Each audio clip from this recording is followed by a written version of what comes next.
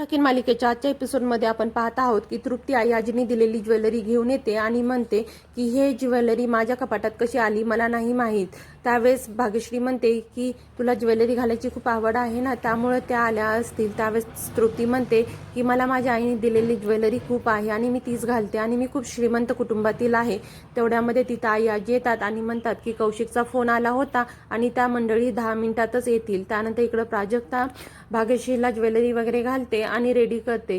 त्यानंतर इकडे सुलोचना म्हणतात रिद्धी हे तू काय केलं, तुला माहीत आहे का तू कोणाला रिजेक्ट केलं आहे. त्यावेळेस रिद्धी म्हणते की तुम्ही सांगितलं होतं ना की घरामध्ये कोणीच यायचं नाही. त्यानंतर इकडं कौशिकची आई म्हणतात की खूप जुनं घर दिसत आहे. त्यावेळेस भाग्यश्रीचे बाबा म्हणतात की हो, गेली 4 पिढ्या आम्ही याच घरामध्ये राहतो. त्यानंतर इकडे आजी म्हणतात की हो, घर छान आहे, खूप पुरातन दिसत आहे. त्यानंतर इकडं कौशिकची आई म्हणते की तुला राहून राहून याच घरची मुलगी आवडली होती. त्यावेळेस कौशिक म्हणतो तू अगोदर मुलीला तरी बघ. त्यानंतर कौशिकची नजर ही प्राजक्ताला शोधत असते. तेवढ्या तृप्ती म्हणते मी त्यांना घेऊन येते. त्यानंतर ती किचनमध्ये जाते तेव्हा दोघी येण्यासाठी रेडी असतात. त्यावेळेस भाग्यश्री खूप घाबरलेली असते. त्यावेळेस प्राजक्ता तिला म्हणते की तू मोठा श्वास घे आणि 2 मिनिटासाठी रिलॅक्स हो. त्यानंतर ती मोठा श्वास घेते आणि रिलॅक्स होते.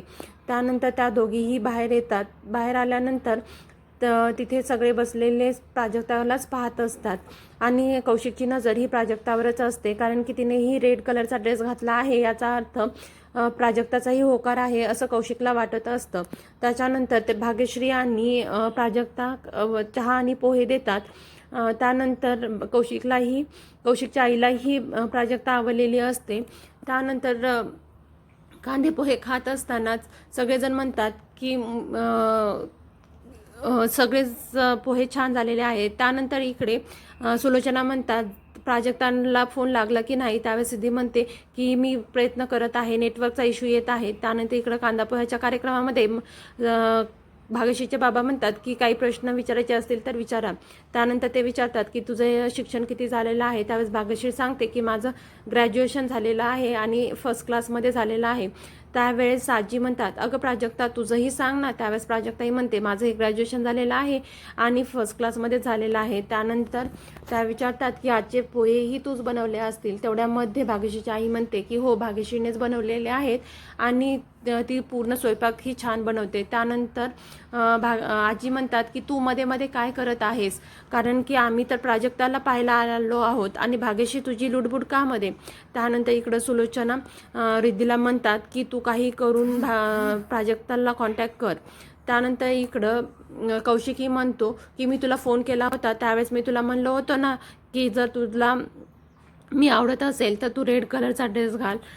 तर तू रेड कलरचाही ड्रेस घातला. त्यावेळेस प्राजक्ता सांगणार असते की मी हा ड्रेस, तर तेवढ्यामध्ये तिचं बोलणं कोणीच ऐकून घेत नाही आणि कौशिकची आई म्हणते की माझा मुलगा ग्रॅज्युएशन आहे, तसेच US मध्ये मोठ्या पोस्टची ऑफर आलेली आहे, त्यामुळे हे लोक असा धोंडा माझ्या मुलाच्या गळ्यामध्ये बांधायचा प्रयत्न करत आहेत. त्यावेळेस हे सगळं ऐकून भाग्यश्रीची आई म्हणते की तुम्ही हे काय बोलत आहात, एक तर तुम्ही माझ्या घरामध्ये आलेला आहात आणि माझ्याच मुलीबद्दल बोलतायत. त्यावेळेस प्राजक्ता भाग्यश्रीची समजूत घालत असते, पण भाग्यश्री प्राजक्ताचंही न ऐकता प्राजक्ताचा हात सोडून देते आणि कौशिक म्हणतो की मी कॉलेजमध्ये असल्यापासून प्राजक्तालाच पसंत करतो.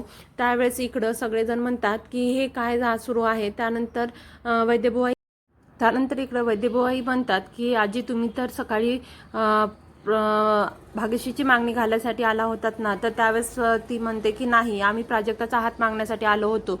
तर भाग्यश्रीची आई म्हणते घरामध्ये मोठी मुलगी असताना तुम्ही छोट्या मुलीचा हात कसं मागायला आलात आणि आम्ही भाग्यश्रीच्याच लग्नाचा विचार करत आहोत. त्यावेळेस तिची आई म्हणते की तुम्ही माझ्या मुलीबद्दल एक शब्दही बोलायचा नाही. ती जशी आहे ती माझी मुलगी आहे आणि तुमच्यापेक्षा चांगल्या घरामध्ये मी माझ्या मुलीचं लग्न करून देईल. त्यावेळेस इकडं कौशिकची आई म्हणते की हो हो, तुम्हाला मी पण पाहते की कोण अशा मुलीसोबत लग्न करतं जी की कुरूप दिसते आणि ज्या मुलीच्या घरची आईच अशी असेल त्या घरची मुलगी तरी कशी असणार. हे सगळं बोलणं चालू असतं, पण तिकडे सुलोचनांनी सगुणाला पाठवलेलं असतं आणि सगुणा हा सर्व प्रकार पाहत असते, पण ते कोणालाही माहीत नसतं. त्याच्यानंतर इकडं आजी म्हणतात की हे काय सुरू आहे, तुम्ही इथून निघून जा.